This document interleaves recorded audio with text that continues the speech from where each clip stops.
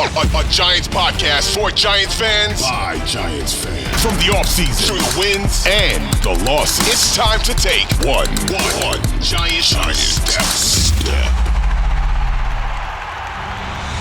Welcome on in. One Giant Step is here. It's the first episode of February. And it is Super Bowl week 2 here on One Giant Step, a week that we hope one day the Giants will be part of in Bryce Gelman's adult life. We can only help. And I say adult life, Bryce, we're going to get plenty into the offensive coordinator hiring of Matt Nagy throughout. We'll have a little fun. We'll get your thoughts. But I do want to say happy birthday, man. How old are we now? 25. Quarter life crisis has been hit. Boy, to be 25 again. 25. Not in this day and age. It's not all Why not? sunshine and rainbows. This job market, mess. Yeah, but you know what? You don't have to really sweat for another 5 years. Then you're expected to be a real adult. And then the kids, and then Yeah, don't worry about any of that yet. 25 years old. Happy birthday, Bryce Gelman. It is the day we are taping this. It is the 18th birthday of Super Bowl 42. We are about to embark on the 14th birthday, I think, or 15th birthday of Super Bowl 46.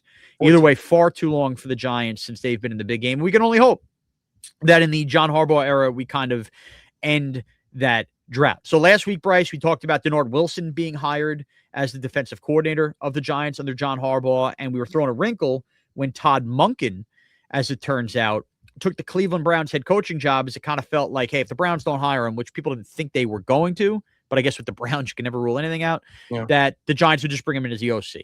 And then we sat back, and by all indications, thought this was going to be a very thorough and long search for a Giants offensive coordinator, and that it could take a little time. Well, less than a week since we recorded our last show, the Giants have hired their offensive coordinator, and they're going with Matt Nagy, the Chiefs offensive coordinator, who wanted out at the end of the year because his contract was up, but also he wasn't calling plays. And to elevate your status in the league as a coordinator, you typically have to be a play caller, and that gets you your next job as a head coach. And we know that Matt Nagy, who's only in his 40s, is still looking to hopefully be another head coach. He was a previous coach of the year with the Chicago Bears, which we'll kind of dive into, where we're at with that.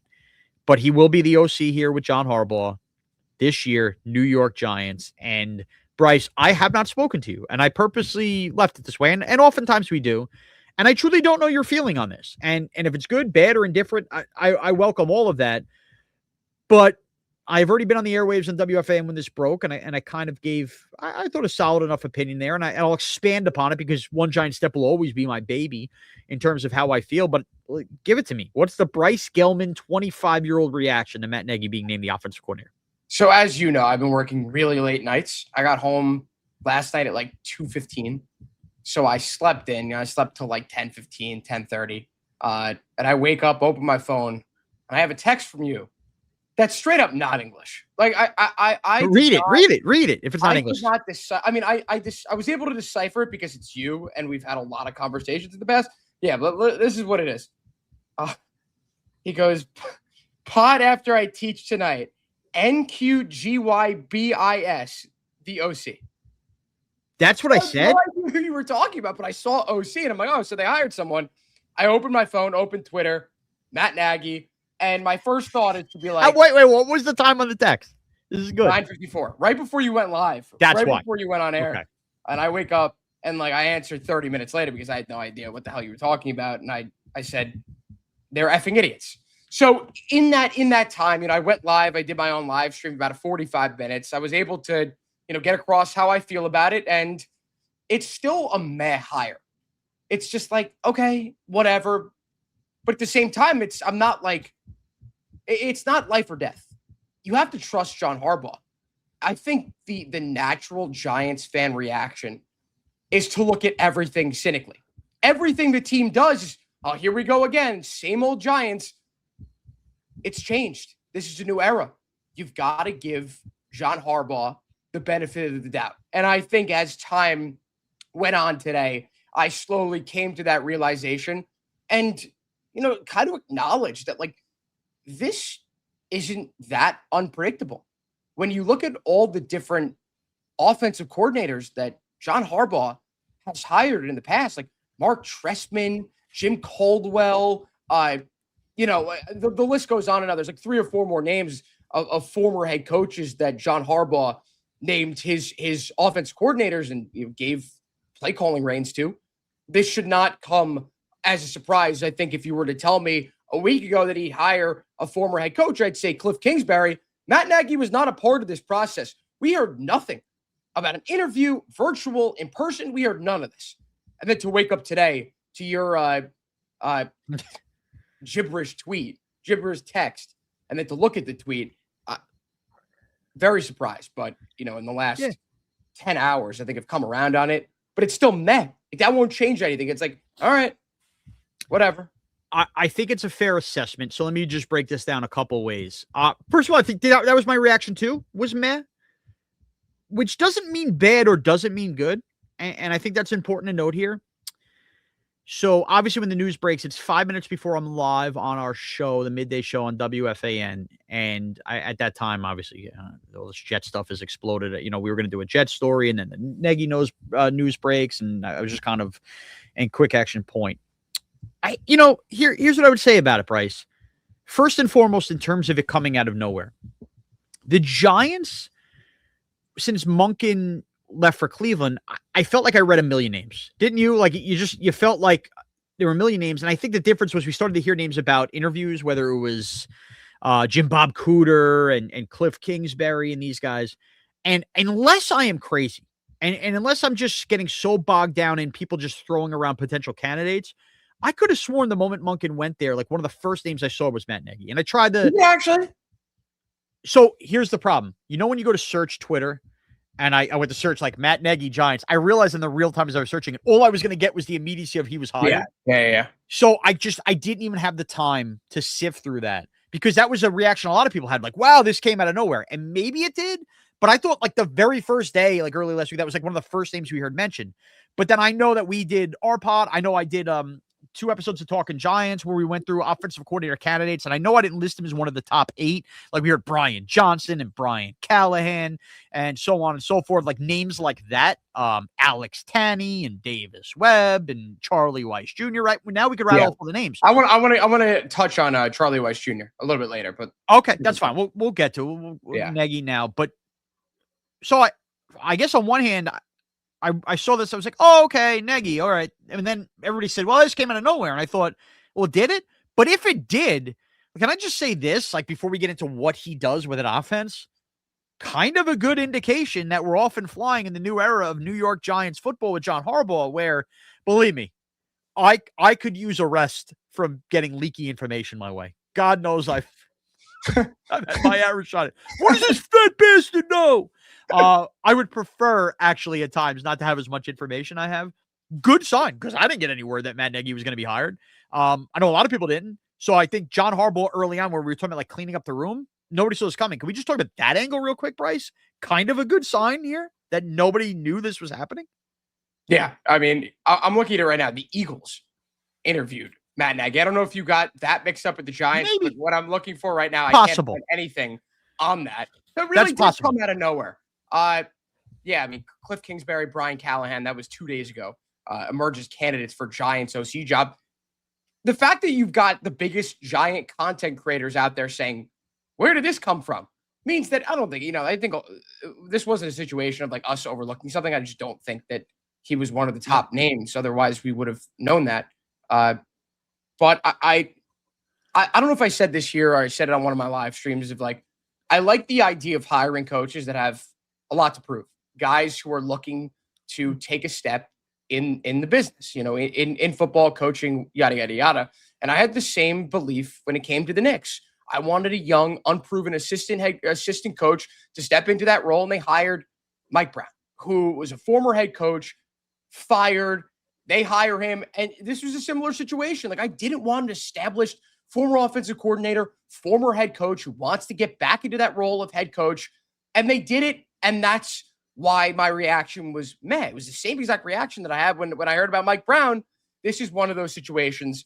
And, I we'll get into the nitty gritty, I'm assuming, but like, I think the idea of implementing the Kansas City Chiefs scheme. What are you shaking your head? Nothing. I'm just listening to you. Implementing the scheme into the Giants scheme, Jackson Dart. Who's the quarterback that people compare Jackson Dart the most to in the NFL? arm angle stuff is Mahomes. The off script Patrick stuff. Mahomes. Look at that. So does that make sense right there? Yeah, 100%. Yeah. Matt Nagy hasn't called plays in years. He hasn't called plays in years, and that's the biggest knock on him. You know, the whole scheme stuff. He won 2 Super Bowls with the Chiefs. He hasn't called plays in years since his time with the Bears. I may have jumped the gun here, but no. That's my one biggest knock on him. Okay, so I'm glad you said that because let's just kind of take this like outside in, and then we'll work inside back out. The names that the Giants were going to hire outside of Cliff Kingsbury, who did both as a head coach and obviously over there in Washington with the Commanders, the same questions about, well, what do we know about his play calling, or he hasn't called plays in years, or he never has called plays in years, would have been suited for any other candidate. Yeah. Any other candidate. Jim Bob Cooter was not calling plays while Shane Steichen was in Indianapolis, right? That was another name. Alex Tanney obviously wasn't doing that in Indianapolis. So when I think this breaks today, Bryce, and obviously I text you gibberish, and you do the quick scan of social media, which doesn't always tell the whole story of how a fan base feels. It felt overwhelmingly negative, and I tried to dig into, okay, am I like, I know that I have blue colored glasses on right now with John Harbaugh, and I understand that and I respect that. So I'm trying to be respectful of the Giant fans that were negative. Why are you negative? So I started to click a bunch of conversations, as you can see, when you would see like a content creator or a reporter tweet this in the negative threads. And going back to that Chicago stuff and some of the Kansas City stuff was kind of why, and I found that interesting. So let's parse through that. And I guess the way to do this would be the biggest knocks I've heard on him. Okay. Offense regressed in Kansas City, but also he didn't call plays. Well, which is it? Yeah. Because if the offense regressed in Kansas City the last couple of years, I think if you watch enough Chief football, and God knows we all have, right? Because our national TV every week, you know, Travis Kelce's continued to get older. Rasheed Rice with the suspension, Xavier Worthy, injuries, kind of a one-trick pony. The run game is kind of, you know, bringing Kareem Hunt back. Pacheco's hurt. Like, it just felt like it was a war of attrition. And oh, by the way, their offensive line play outside of Creed Humphreys basically deteriorated over the last couple of years. Now, the Giants, they're going to need to improve their offensive line. And I'm not making excuses for Matt Nagy, but I think if you're talking about the Chiefs as a whole, you could see Patrick Mahomes has still had some really fun play design stuff where, you know, a lot of that stuff they run, the quick screens with Rasheed Rice, the different ways they've used Xavier Worthy. Like, we still watch the Chief offense and go, that's a pretty innovative, fun offense. So I guess my question to the audience back would be, or anybody who's knocked this higher would be, is only the good stuff attributed to Andy Reid? Yep. Because he's the play caller? And if the good stuff's attributed, like, oh, well, how do you know that Matt Nagy is going to do any of that kind of fun play call stuff? Because that's Andy Reid play calling. Then why is the bad stuff about the offensive regression not also attributed to Andy Reid, who's calling the plays? Let me back up some of these fans whose, you know, their initial reactions were so negative. I think it's, for some people, it's really fresh in their minds what happened with Eric Bieniemy, where Bieniemy didn't call the plays for the Chiefs, ends up getting a lateral job. He did get kind of a promotion with the Commanders where he became the assistant head coach and also was the offensive coordinator and had the opportunity to call plays. He gets fired after a year, Shaun, and then he goes to UCLA and he gets fired from there. So I understand that Nagy isn't Bieniemy, but Bieniemy just got hired back as the Chiefs offensive coordinator. I know it's kind of an unfair comparison, but I'm just trying to play devil's advocate here. And for fans that really knew that situation, they might have had that at the back of their minds, where if this is a similar situation, it's not good. Yeah, I mean, that makes a lot of sense. I look, again, I think you hit it at the beginning of the show too when you talked about. Is. Hold on, sorry. What do you got? They just traded. Harden just got traded for Garland. Okay, so he's going to Cleveland.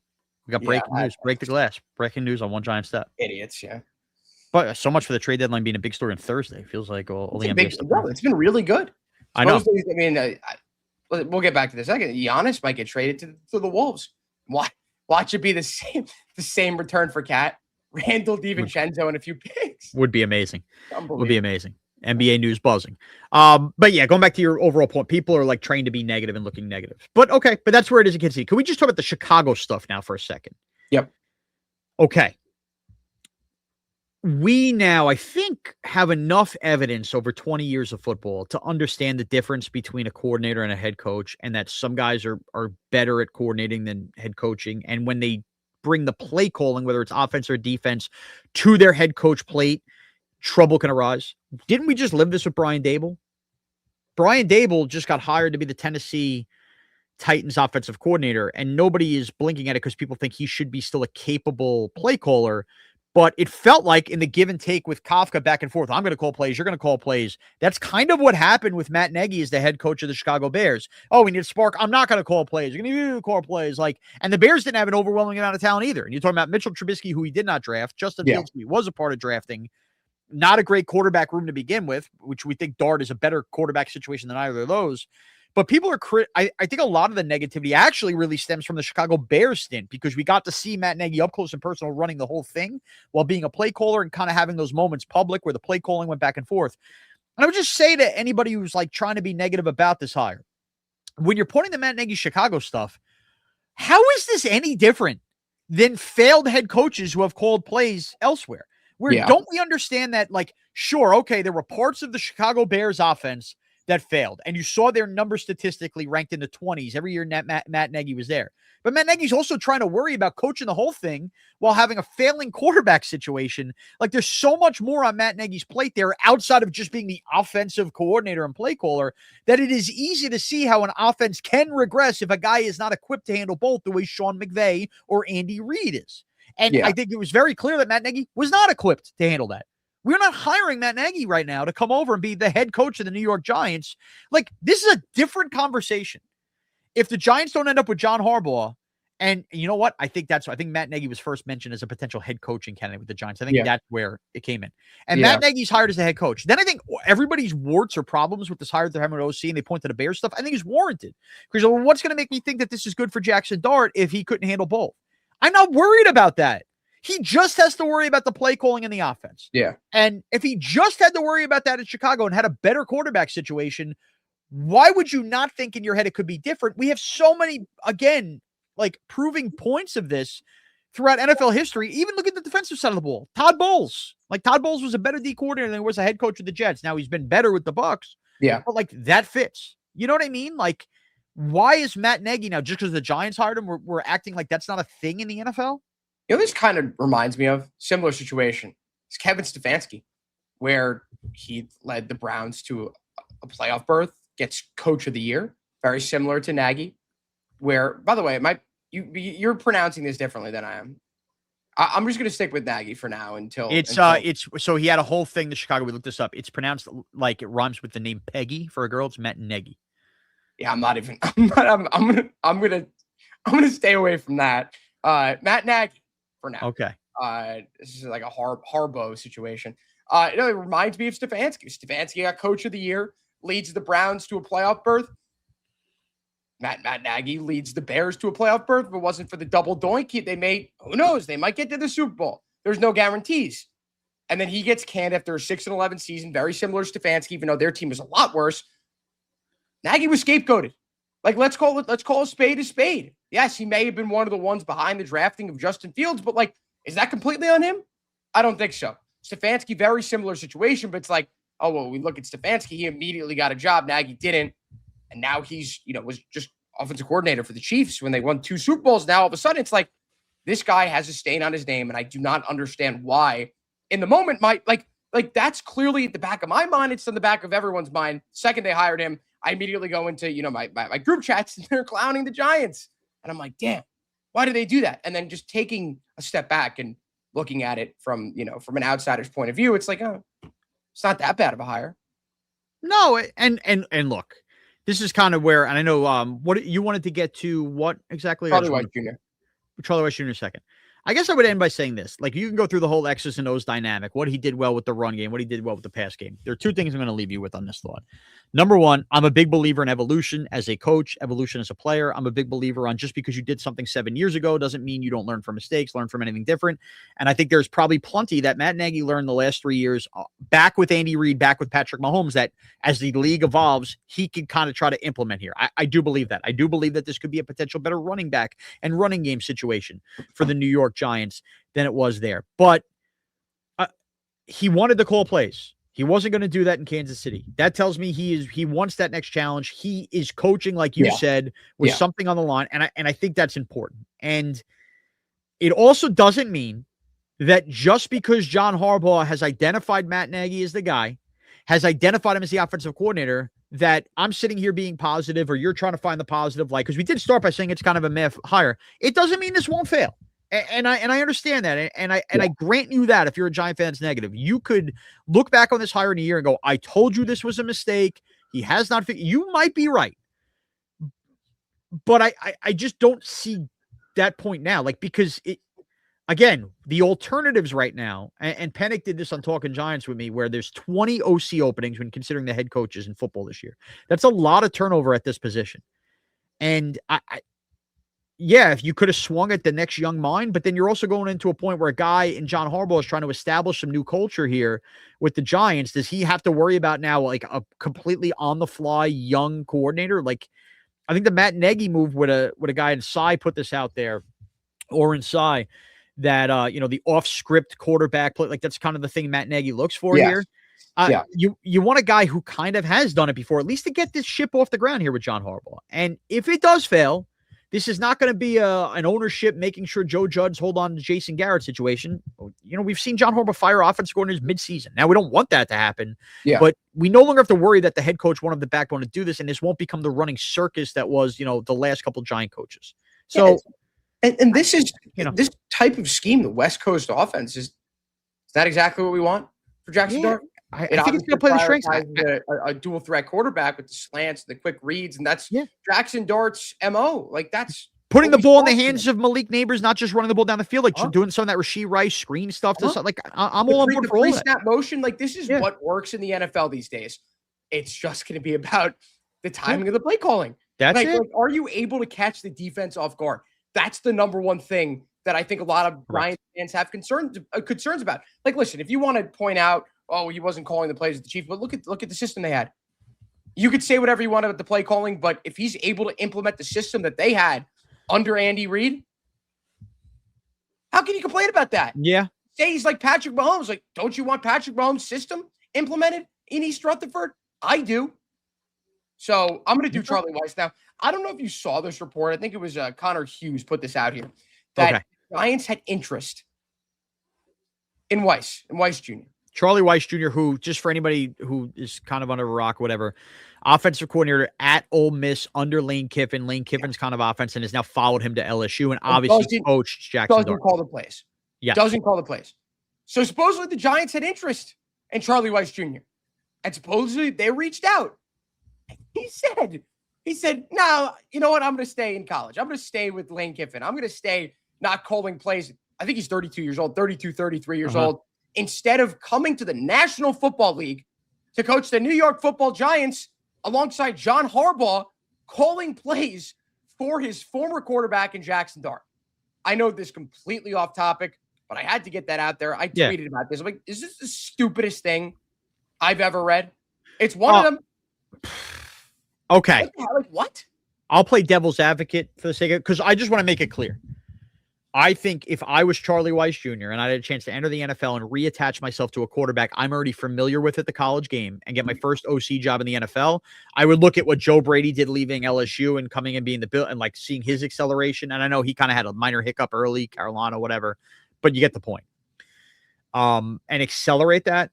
I think I would do that. Now let me play devil's advocate, trying to get in the mind of Charlie Weis Jr., who I have never met. I have no connection with, couldn't tell you really much about him at all, but all I'm going to give you is a little bit of background. He's Charlie Weis Jr. His dad is Charlie Weis, who was the longtime offensive coordinator under Bill Belichick, and of course then became the head coach at Notre Dame. So obviously his family lineage there. His dad himself knows plenty about calling plays in the NFL, but also being a head coach in college and all that goes into it. At 31-32, Charlie Weis Jr. is going to continue to kind of accelerate up the coaching ranks, and he doesn't take this job. I think we could find a couple of reasons why, and you could disagree with them, and maybe I'd even disagree with them, but I think they're worthy to consider. Number one, and this is what we don't know. The Giants had interest in Charlie Weis Jr. I have no reason to believe, because I know Jordan Renan was on that as a name to watch. I know Connor Hughes was on that as a name to watch. You know what I haven't seen, though? And don't tell me it's not possible, because we've seen other coaches picked up. Did John Harbaugh, because of Jackson Dart, want Charlie Weis Jr. to be the quarterback's coach or be the offensive coordinator? Because that actually never came out. And maybe that was something where it was, well, if I'm not getting the OC job and it's just the quarterback. I think it was OC. I'm not exactly sure, but I read through some of those reports and tweets. Nobody actually, it was just about joining the Giants. It could have been as simple as that. Hey, we want to pair you here. We'll work your way up. And maybe that's where he said no. I don't think it's worth a tweet then. I don't know about that. Like, I don't know if it was worth the tweet. That's fine. And that's point number one. Point number two could also be, and I think this is really important because it pertains to Matt Nagy as well. Let's be real. All the reports about John Harbaugh's fracture in Baltimore tied into maybe moving on, and there was something there between Lamar and Todd Monken, and Harbaugh wanted to keep Monken. And now Monken gets the Brown job, ironically, anyway. Not a lot of people, and this is unfair to the man, and we talked about this, expect Todd Monken to succeed as head coach of the Cleveland Browns. And maybe it's less to do with him and more the fact that it's the freaking Cleveland Browns. Yeah. Is he going to make Shedeur Sanders a real Pro Bowler here? Maybe. And maybe he's great. And maybe you look back and go, wow, the Browns actually got something right. Or maybe the Browns are the worst team in football and they're picking first overall and Arch Manning's coming out. And now they get like a really appealing head coach that wants to come in and go, yeah, now this is a job for me. And Todd Monken has won one game and they fire him. And if that's the case, and it was Charlie Weis Jr. as the offensive coordinator, what the hell would stop John Harbaugh from going a year later? Now I get to get Monken in. We're going to dismiss Charlie Weis Jr. Yeah. And I do think that there are probably people looking at the Giants going, he wants Monken. Monken's going to end up back here at some point because this isn't going to last long. What if it works out? What if you can't predict the future? Like, you're right. And what if you're awesome as the play? I get it. Now here's the third thing. Again, I'm going back to Charlie Weis's dad. Maybe Charlie Weis Jr. is a college guy, and maybe he knows he's a college guy, and maybe he knows instinctually. Yes. You know what the Nick Saban tree was in college football, and you saw what Kirby Smart has done, and obviously Lane went back and worked for Saban. Lane Kiffin is that dude in college right now. I know he won't necessarily have the national champions to go, but he's known for hopping around. But maybe Charlie Weis Jr. thinks as the offensive coordinator at Ole Miss, where we were successful. I had Jackson Dart, who now is an NFL success. Trinidad Chambliss might be an NFL pick. And now I'm going to go to and LSU's a big-time program. Maybe he just sees his path and goes, my dream here is to be running my college, one of this Power 5 college program for the next 15, 20 years. And within the next year or two, somebody is hiring me. Whether that's a big SEC school, whether that's a Big Ten school, I have my father's the lineage. I'm under Lane Kiffin, and this is my fastest path to becoming a head coach. Whereas there's a chance, and maybe I would trust him with honesty. I've never called plays in the NFL level. There's a coach I'm going to be maybe he just doesn't think he's ready. I'm not ready, and my better path for what I want to accomplish in life is to stick here with Lane because I'm going to be a college head coach really soon at a big program. Fair. And maybe that's his thought. Fair. And you know the deal? And am I going to criticize a guy for that? He would know himself better than me.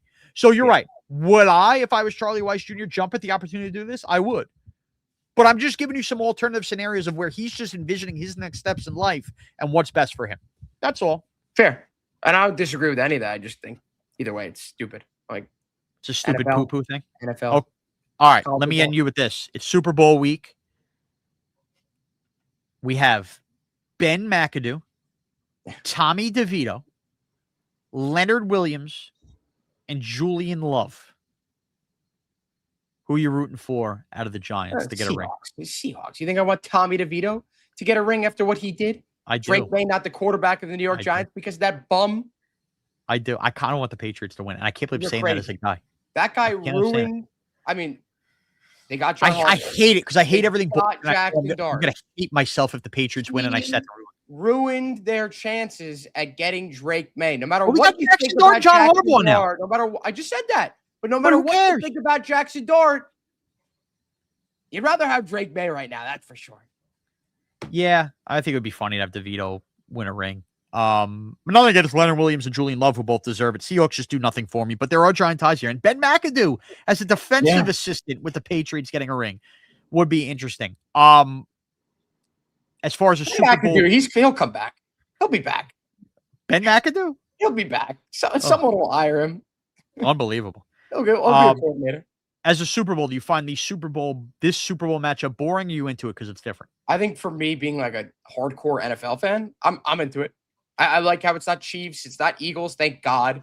But I'm a little bit scared of the Patriots winning this game and having this extremely easy schedule. I mean, it might go down as the most Mickey Mouse Super Bowl ever. And I don't like that narrative. I think the Seahawks storyline there with Darnold, the journeyman quarterback with he played for 6 teams, I believe, 5 or 6 teams, including the Jets. Whatever happened there. I think that's the more intriguing storyline and something that I'll be rooting for. The freaking Patriots, man. They don't deserve this, but they'll get it. I think they'll win, unfortunately, but I'm not betting on that. I will. What about you? I'm going to bet. You're going to bet on the Patriots? I think I'll just bet them with the spread, though, 4.5. I could see this being a close game either way. I'm getting there, though. We're taping this on Tuesday. I'm getting there. I didn't feel a lot of juice for the game last week. And maybe I'm just distracted. The Giants hiring coaches, the cold weather. Like, I think I'm beaten, but I'm getting there. Now it's Tuesday night. It's a trend towards the game. I'm going to be excited. Locked into the Knicks, about to have a 7-game win streak. Yeah. We're watching all those games. Great. Yeah, I got a lot of. How's OG Anunoby playing? First of all, OG Anunoby's been unlocked. When's his next injury happening? Because that's always around the corner. Shut up. You're a hater. It's always always around the corner. All right, Bryce. Hey, look at that. Nice bite-sized 30 minutes for it. More than a bite-size. I like it. Matt Nagy, offensive coordinator, New York Football Giants. Download, subscribe to One Giant Step everywhere podcasts are available. We can start to go down kind of revisiting some of our summer topics and see where we were at in 2025. I'll trust Bryce on that. Kind of go down memory road and start getting those episodes out because now we've hit the month of February. And let's be honest, like the big coordinators are hired, the head coach is hired, and we're a month away from free agency. So you got a couple weeks here before we kind of do a free agency primer. But these episodes tend to bring out the more fun, creative side. So download and subscribe to One Giant Step everywhere podcasts are available. At Bryce Gelman on Twitter and X. At Shaun Morash on Twitter and X. Thank you, everybody, for taking one giant step with us.